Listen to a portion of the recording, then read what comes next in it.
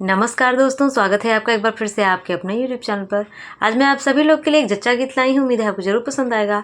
इस गीत को पूरा सुनिएगा और कमेंट में जरूर बताइएगा कि ये गीत आपको कैसा लगा। मांगे ननद रानी कंगना ललना के भय में, मांगे ननद रानी कंगना ललना के भय में, मांगे ननद रानी कंगना ललना के भय में।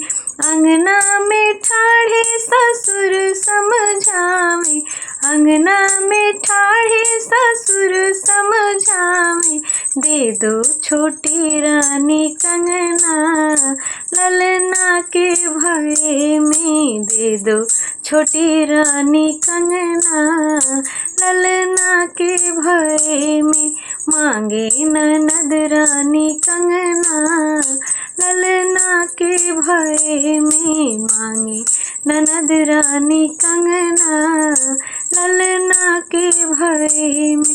द्वारे पे ठाढ़े जेठा समझावे, द्वारे पे ठाढ़े जेठा समझावे, दे दो छोटी रानी कंगना ललना के भय में, दे दो छोटी रानी कंगना ललना के भय में।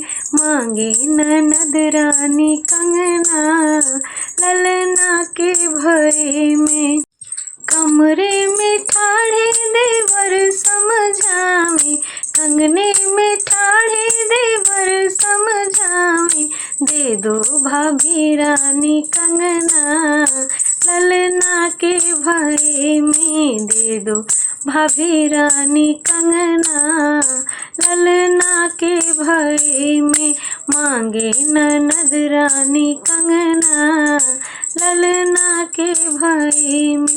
पैया पड़त मोर पिया समझावे, पैया पड़त मोर पिया समझावे, दे दो मेरी रानी कंगना ललना के भय में, दे दो मेरी रानी कंगना ललना के भय में।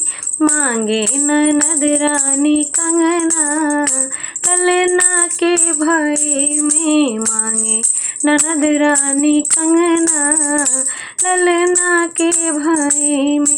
कंगना उतार मैंने अंगना में फेंका, कंगना उतार मैंने अंगना में फेंका, ले जा सवत रानी कंगना ललना के भय में, ले जा सवत रानी कंगना ललना के भय में। मांगे ननद रानी कंगना ललना के भय में।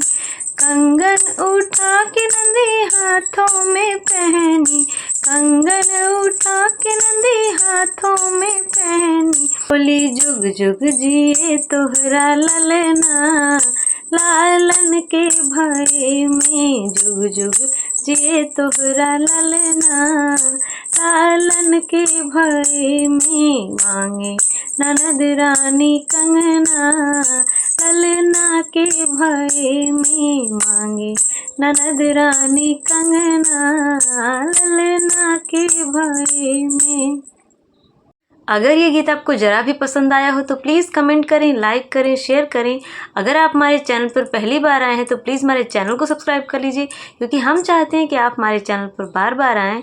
प्लीज़ हमें सपोर्ट करें। धन्यवाद।